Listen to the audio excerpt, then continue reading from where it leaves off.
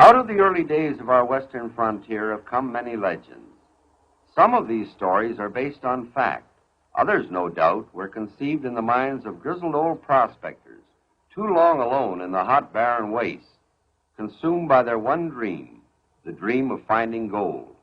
Each one convinced that he would one day hit the biggest bonanza of all. Many of these stories, as you know, concerned Indians. They were the large tribes or nations in Arizona, such as the Apache, the Navajo, Hopi, Zuni, Papago, and many more. California's Indians were divided into smaller tribes. There were a good many of these groups that were all but extinct when the first Spaniard landed. Most of them were far more primitive than their brothers in other territories. Their culture was that of the Stone Age. This story deals with the last days of one such tribe. Already small when Spain first claimed California as her own, their numbers steadily dwindled as they waged an unending war against the white man. They refused to be converted to Christianity by the padres of the missions. The white man was their mortal enemy, to be killed on sight. While their number was decreasing, the number of their enemy was increasing. The Anglo or Yankee had migrated west and was embarked upon the feverish search for gold. The remnants of this tribe had been driven back into the hills in an area which was thought to be rich in gold. Individual prospectors and parties of men had gone into these hills never to return. There came a time when the only remaining members of this tribe were women. Their men had been all killed in their ceaseless battle with the white men or had died of pestilence. Ironically, the leader of these women was herself white. She had been captured as a baby, and the only reason she had been spared was the fact that her hair was the color of yellow gold. To the superstitious minds of these primitive people, this was a symbol. She had been sent to them by the sun god, and they treated her as a goddess as she grew to young womanhood. Since she had known nothing but the ways of these Indians, their enemy became her enemy, and she fought and killed her own people. This is the story of one party of white men and one white woman who, in their search for gold, encountered these Amazons of the West. You could fill bags with it. Why, there's spots in that creek where the nuggets just reflect the sun at you. Why, doggone it, Pan. You must be the richest man in this whole territory. Where you got all them bags of gold here? I had them bags of gold, mister. But don't you think for one blame minute them ornery redskins was gonna let me take them out. Lucky to be standing right here. Plumb lucky. Just got out with my hide. Never even got out with the price of a drink. When you plan on going back, ain't right, you know, to let all that gold just go to waste. As soon as I get me a grub steak and a party of men what's men and ain't afraid to take on the Indians, I'm going back. Just you believe that, mister. Why, doggone it, Pan. Ain't we been believing you for the past 5 years now?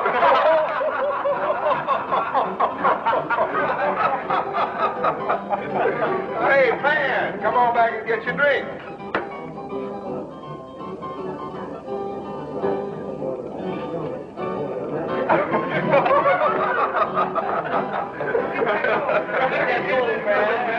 Back it up.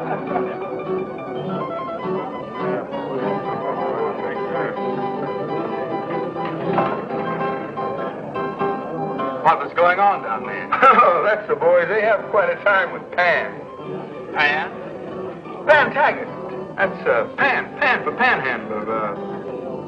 I don't know what his name is. What about this story he's telling about the gold? I don't reckon you've been around here very long, have you, Mr. Potter. Mulvey Potter.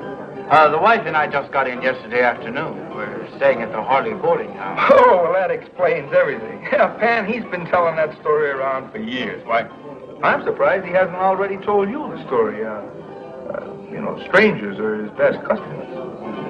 He sure tells it like it was the truth. He's been telling that story so long, I think he believes it now. Yeah, I guess it could be that way. Now, what do you have? Oh, nothing, thank you. I'm not a drinking man. Fact is, wife doesn't allow it. I was going to ask you if you knew of some little business a man might get into. You get to hear about everything that goes on in town. Well, if you've got the right kind of money, I happen to know that you can pick this place right up. You put some music out there, and you get some nice, shapely entertainers. And then you cut that red eye in half with, that cheap alcohol. Of course, with me as a partner, sort of keep an eye on things around here for you. Mister, you'll be riding high on the horse. Well, how much will it take to have it? 5,000. Oh, no, you're talking way over my head. I haven't got that kind of money. Well, mister, you go out there and see old Pan, and for a few dollars, he'll make you rich.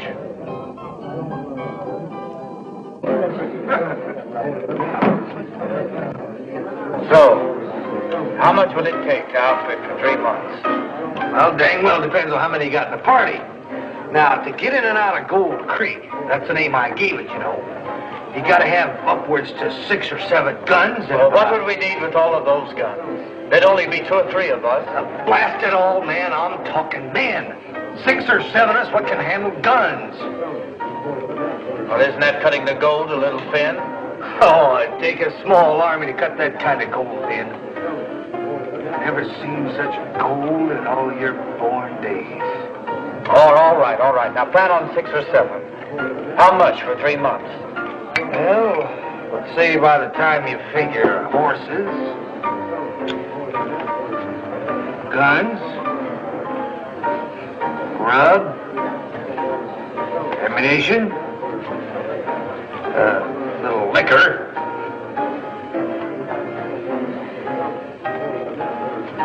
You got a tab, say $1,000? I might be able to save that down a bit. If you can. If you was to round up a party, what'd share expenses? Yeah, that might be the way. Oh, I'd hate to pay the whole bill to make somebody else rich.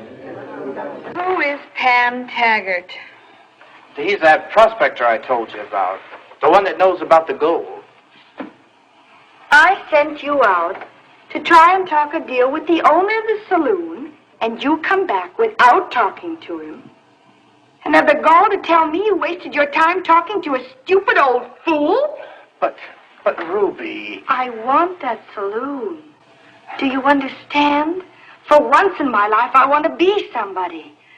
I want to run that place and be the queen of the beehive and have all the people come to me for favors. I want to make money. Big money.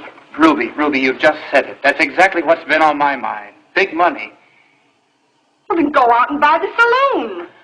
Ruby, honey, forget about that saloon for a minute. That's not what I'm talking about. Besides, if you were to be the queen around a place like that, honey, I just couldn't stand it. All those men pawing at you. Oh. Ruby, honey, listen to me. Hear me out just this once. Now, we both want big money. But I'm telling you again, I just haven't got the wherewithal to buy a place like that. Before you married me, you sold out a freighting business in Illinois. What did you do with the money? Well, I sold out the place because I couldn't make a go of it. Now, if you've got a place that isn't doing very well, you're not going to get very much for it, are you? Now, Ruby, listen. This Taggart swears up and down that the gold is there, and I believe him. Why? Well, if it wasn't there, say he made up this whole story just to mooch a bottle and some food. He wouldn't be willing to risk his life now, would he? Much less 3 months of hard work and a long trip. Oh, no, he can get a bottle and food a lot easier than that. Where's this gold supposed to be? At a place he calls Gold Creek. It's deep in Indian territory. Now, honey, it's no picnic to get there, but we can be rich. Real stinking rich. And we won't have to sweat it out in that lousy saloon for the next 15 years. Listen, Ruby. All we have to do is bag it up. Bags of gold.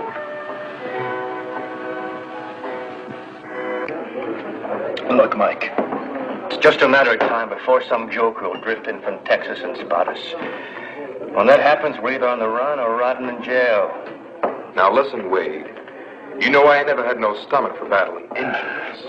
Whoever says we're going to have to get to where we have to battle, huh? You mean we just... No, I mean we're getting $300 apiece cash. We're getting grub and plenty of ammunition. When we decide to cut our own trail, you tell me who's going to stop us. Well, 300 ain't much of a stake. Not unless you're planning on going in for that gold by yourself, Condon. No, I'm not. But I figure friend Potter for the rest of a real good stake. Potter's the only fool I know who'll believe Pat Taggart. Oh, how do, Mr. Potter? It's a friend of mine, Mike Horton. He's in on the deal. Howdy. Well, good. Oh, those other two men you told me about, they don't want to come in. Looks like we'll have to spend some more time getting the party up to full force. Hunter, I gave you 2 days. You're up. Either we go now, it's going to cost you $2,000 for me and Horton. I just haven't got that kind of money, Condon. Party's up to 5. Either we go now or we don't go. Well, maybe we should just forget the whole thing. But, well, Taggart's sure not going to like going in short-handed. Well, you just tell Taggart that Condon and me make up 4 men. Yeah, could be. Could be.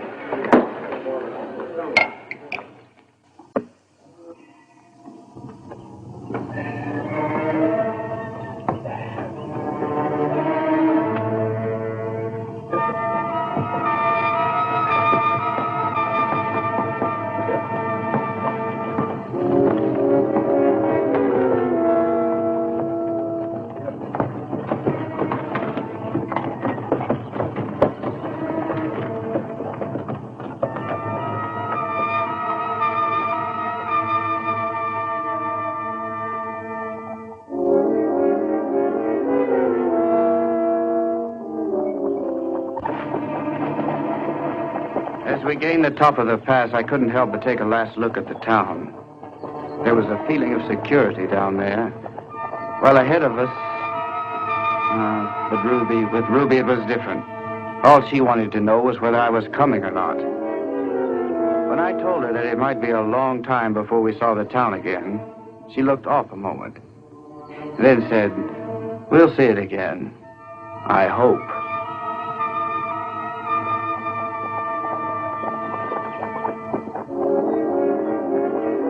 Hey, Pat. Oh, Tony. Pat.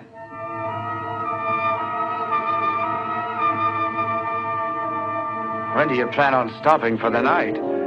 Ruby and I aren't up to this type of travel. We're beginning to hurt. You city people ain't quite up to Pan Taggart, are you? Well, reckon I should take it fairly easy on you, 'cause when we hit Indian country, you're gonna need all the fizz you can muster. There's water a couple miles ahead, and we'll make camp when we hit it.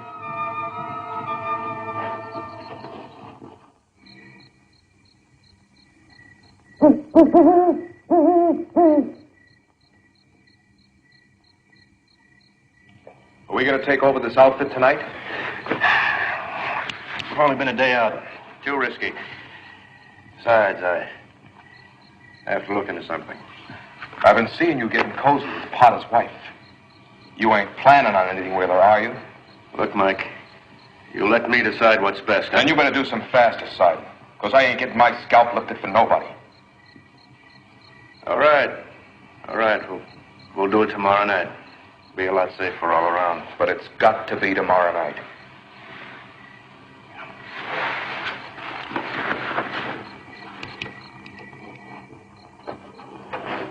We'd only been a few days on the trail, but it was long enough to overhang the party with the smell of trouble.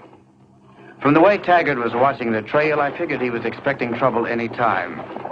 And from watching Condon and Horton, I had a feeling something was brewing there also. I didn't like their little secret powwows. I got to worrying that if it all exploded at once, nobody would ever get to see Gold Creek.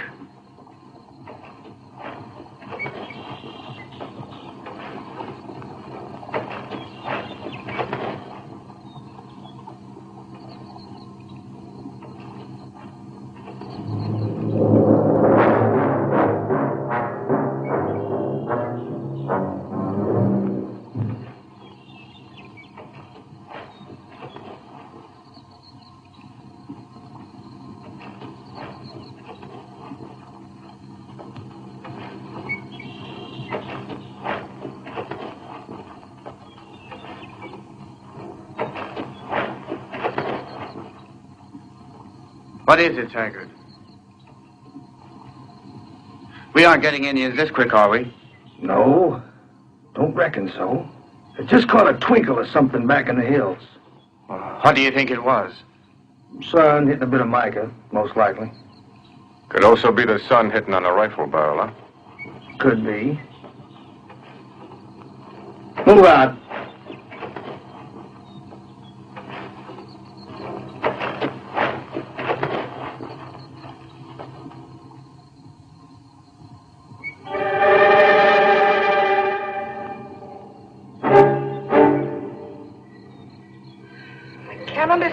Why it's so cold.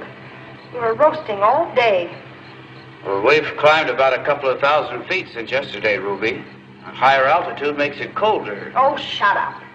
I don't need an explanation from you.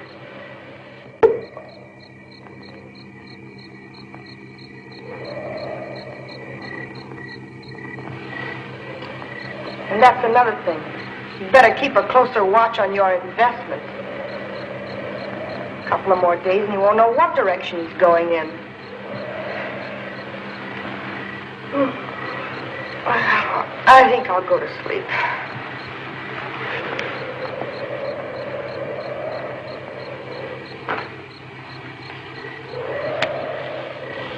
Good night.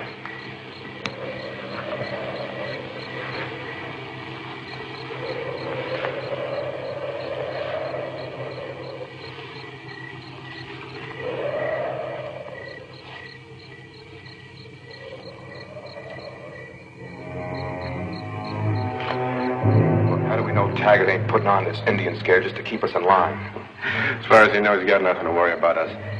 And I caught him giving the hill some pretty sharp looks when he thought no one was looking at him. And that's all the more reason for us to get it over with now, before somebody moves down on us. Something that Potter's wife said. Makes it doubtful who's got the money. What difference does it make who's got the money? We get everything, don't we? Could be in town, you know. Who with? The bartender? Horton, you've heard of a bank, huh? Oh, yeah. Yeah. Well, it's a chance we'll have to take, that's all. Because I ain't going another step into no Indian country on just a chance of more money. All right. What about Ruby Potter? Same as the rest. Well, you don't think we're going to take her along, do you? I don't see shooting a woman, Mike. Well, if it'll spoil your breakfast, Condon, leave it to me. Because I got an idea that money-grabbing witch is planning on coming out of this alone. All right. Let's get it over with quick.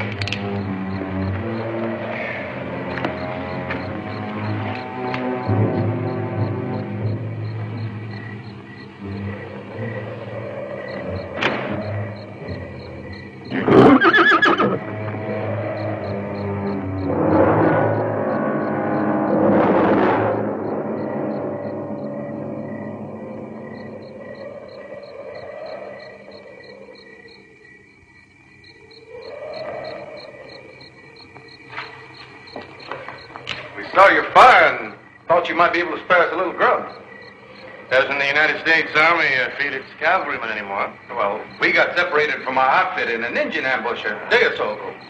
Near Scarson Fort Apache, it's about 100 miles away, isn't it? Well, how'd you get here so quick? Well, we were on a scouting mission. About 2 days out when it happened. Oh. Taggart, we got some company. Seems like they want to bite a grub.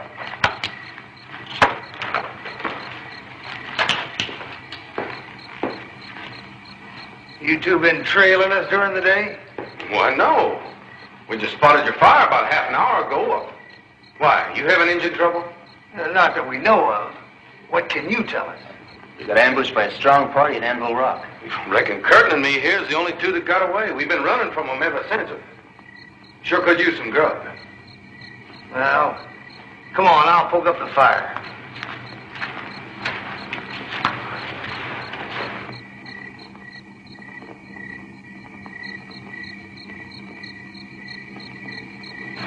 Yeah, I don't like the looks of this. For two men that have been on the run for a few days, they and their horses look pretty doggone good. But they're cavalrymen. Yes, and no. What do you mean?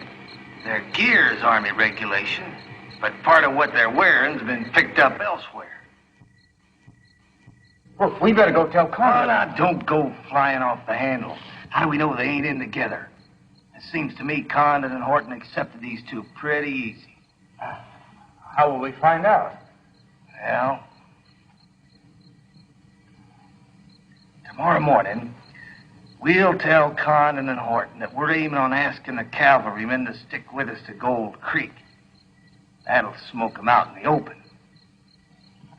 How so? Well, if they're in cahoots, they'll agree.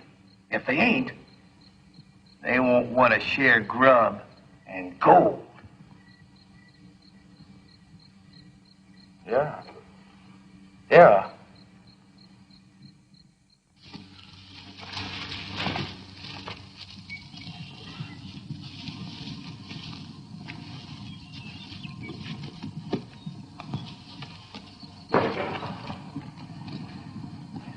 Anything keeping you two from riding? We figured on going your way. Oh. The wrong direction for Fort Apache. We didn't know. You know now. We ain't exactly no hurry to get back to Fort Apache. To a court-martial for deserting?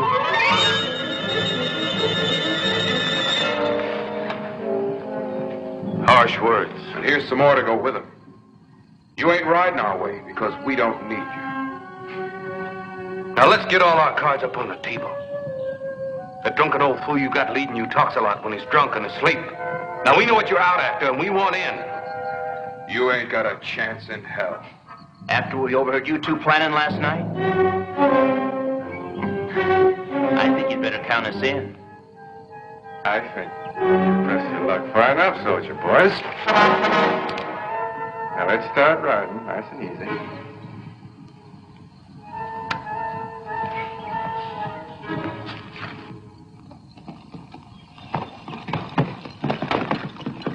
Horton and me seem to think there might be something to what them two were saying about the Indians. So we decided we'd do a bit of scouting around. That's a good idea. We'll catch up later.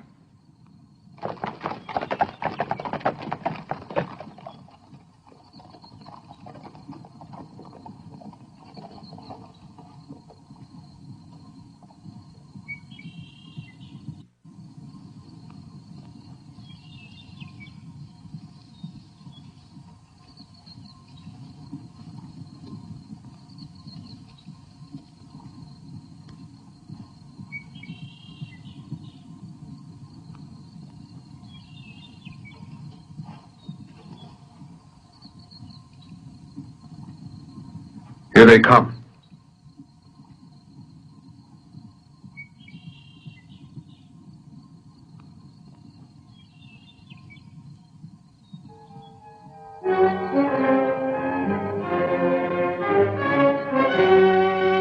Like a couple of prairie dogs, just waiting to be picked off. Here's where General Horton passes sentence on a couple of deserters.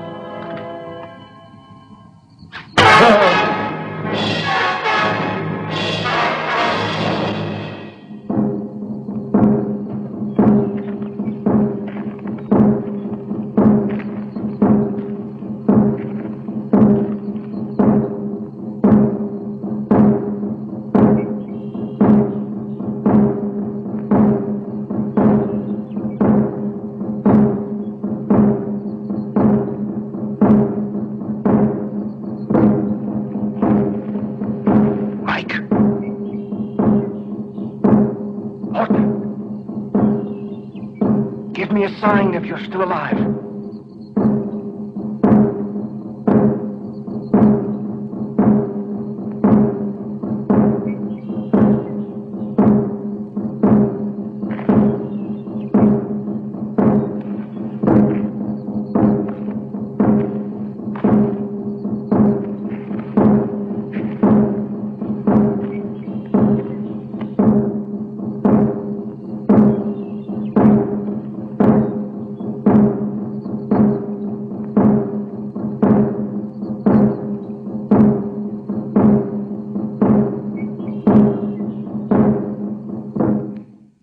run out on us?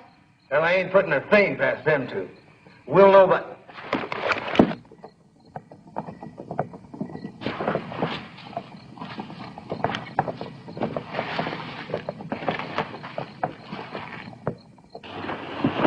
What happened? Where the devil have you been? Oh, shut up.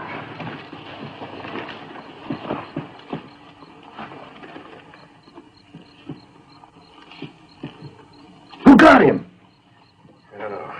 The arrow just came out of nowhere. Apache.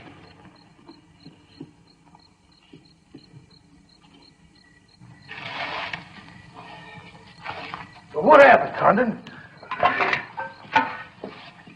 What happened? I don't know. An arrow came out of nowhere. I didn't see a thing before, I didn't see a thing after. That's the Apache's idea of fair play. Then you don't know if there was 1 or 100. There was only one. Else Condon wouldn't be here. I knew we should have hung on to those 2 army men. What chance have we got now? Stop your whining, Potter. Still with us. How do you know? Here they are.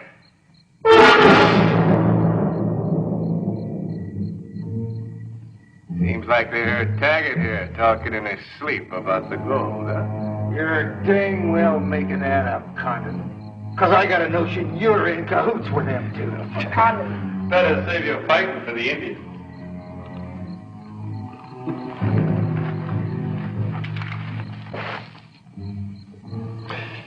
You can't gun us down. You need us now. He's right, Condon. He's right. We've got to take them on. From here on in, I call all the bets, Potter, so don't tell me what to do. Could be the party doesn't need you, Condon. You've been trying to run this show ever since we left. Maybe I ought to let you find Gold Creek. Stop it. If we're ever going to reach that gold, we're going to need all the guns and wits we can muster. Any of you want to argue against that?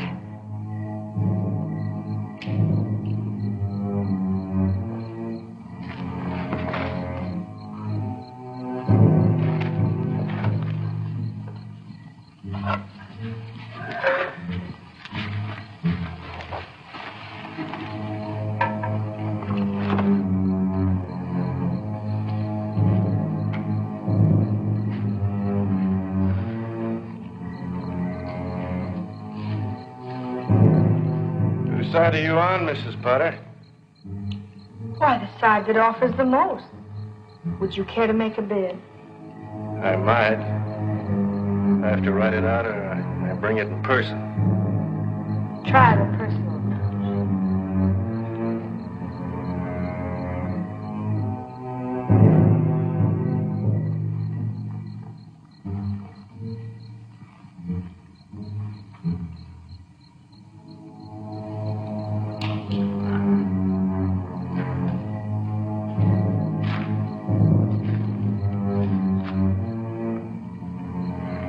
You cheap grave robber. This money belongs to me. He didn't earn it. Do you know of a harder way to earn it, Potter? Well, it's not any good to him now anyway. And what are you acting so righteous about? You were coming here to get this money yourself.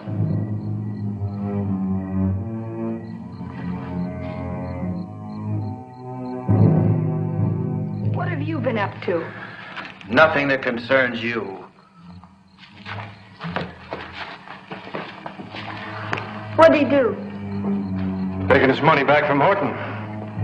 Seems like your husband doesn't like people getting killed before they earn their pay.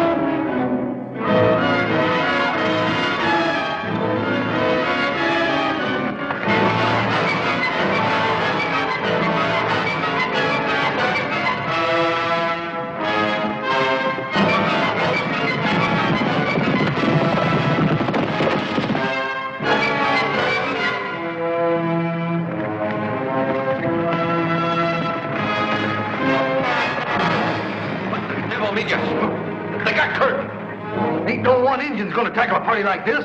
Wanna have your scalp lifted by a bunch of braves? Taggart's right. If it's run, we run. You run anyway. If anybody's got any ideas on going back, they're going back without me. I'm moving ahead, fast as I can.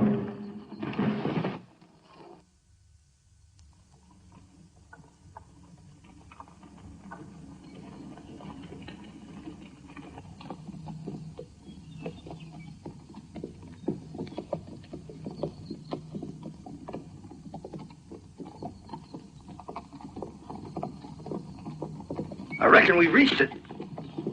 Well, checked all my bearings, and unless I'm plumb mistaken, we've come to the gold. Let's get unpacked.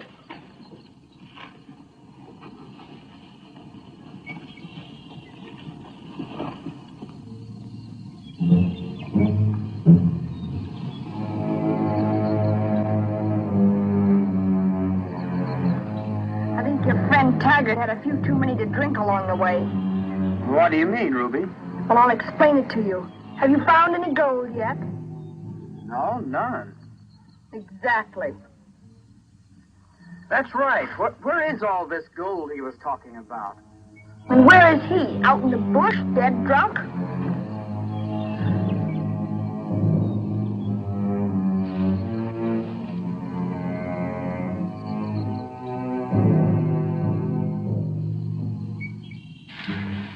I knew it. I knew it. I knew I could find the gold again. Gold. Gold! Here it is! Gold! Gold!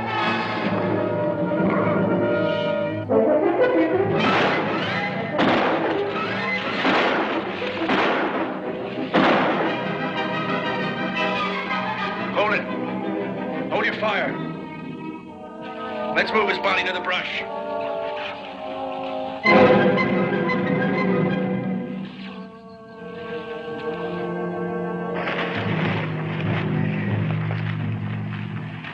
Ruby, you stay here. We'll go search the brush. Come on.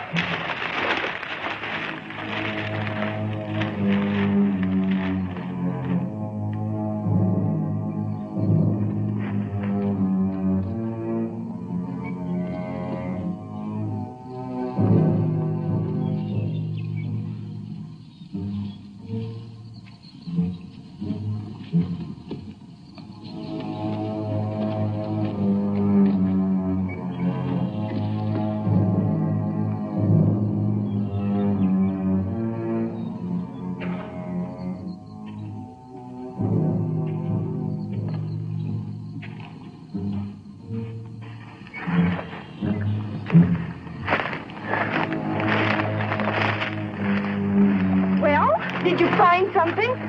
Nothing. Dead or alive.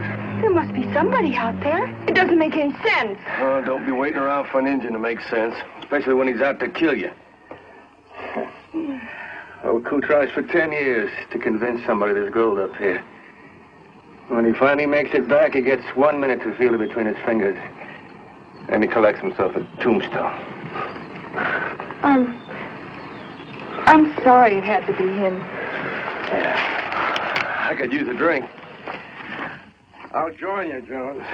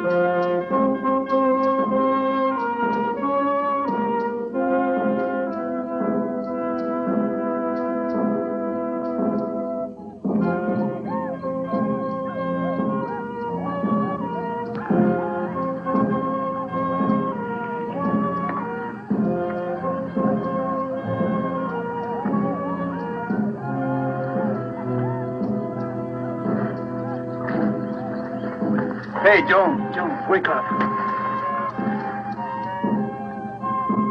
What'd you wake me up for? There ain't nothing about. Well, what do you make of it? Well, one thing for sure, they ain't having no square dance. Will they attack? No, I don't think so. How can you be sure? I ain't. I'm just going on the superstition that they believe if they're killed at night, they'll never find their way to the happy hunting ground. It's a lot of consolation, Mr. Jones. Well, take it or leave it. I'm going back to sleep.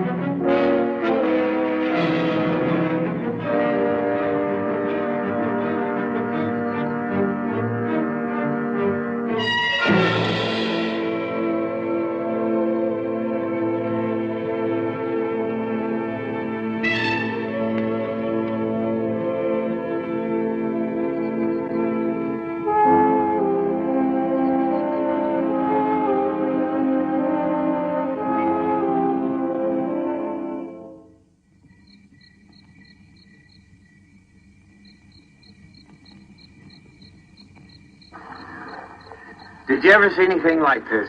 We're rich, Ruby. Rich. We will be if you'll shut up and keep working.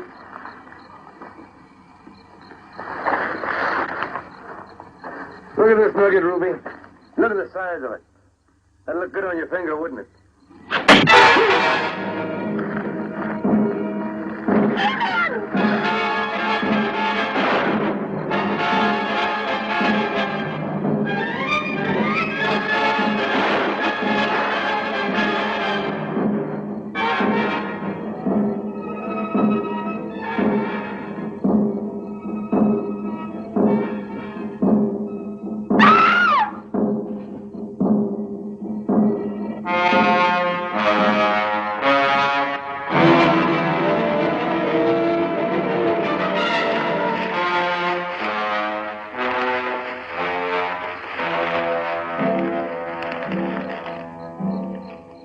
She's dead.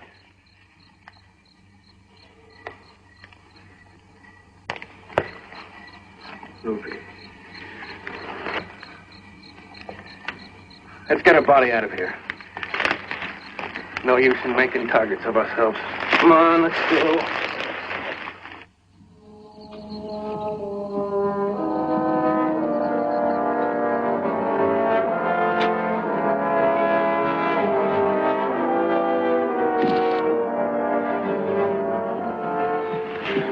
Don't you think we ought to put up some kind of marker? What for? Well, because it's usually done, I guess. Rafe seems kind of lonesome without a touch of somebody cared. Oh, you do it then. I'll go look for Jones' gold, huh? Are you planning on getting out tonight? I'm planning on getting out as quick as I can. How quick is that? As quick as I can round up all the sacks of gold, Mr. Potter.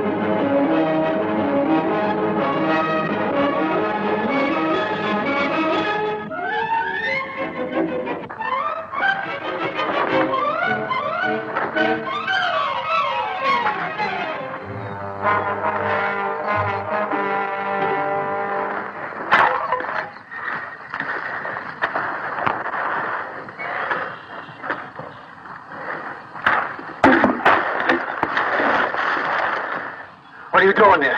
Watching me? I wasn't watching you. I just came over to have a little talk. Well, you talk.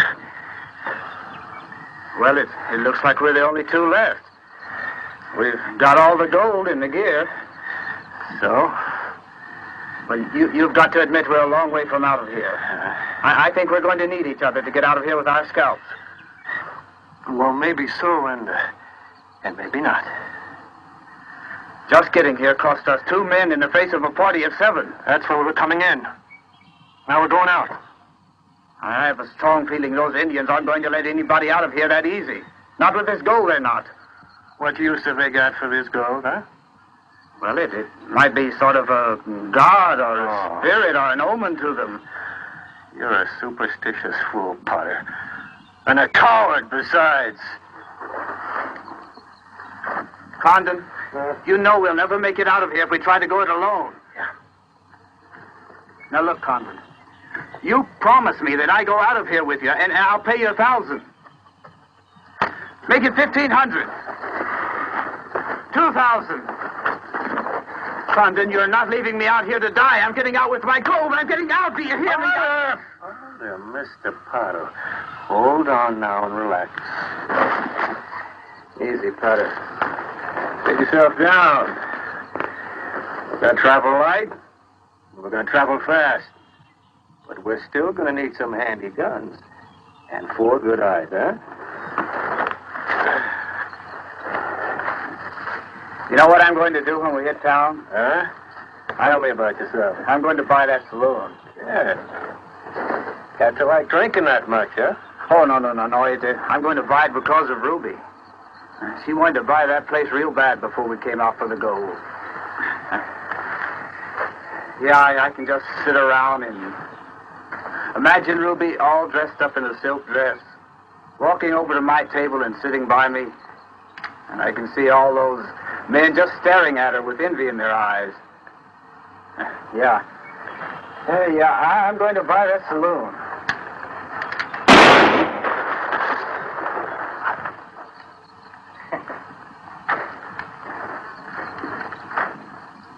When I go to your saloon, Mr. Potter, I'm going to have that drink. For old time's sake, huh?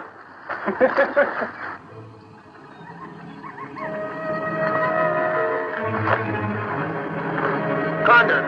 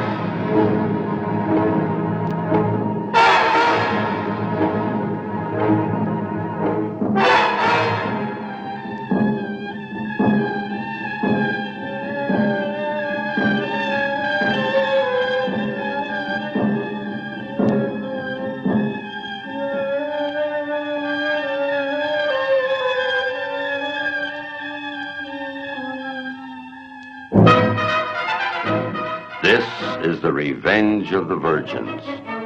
Once again, the trespassers have paid the penalty, and the legend continues. Beware the savage guardians of the Golden Horde.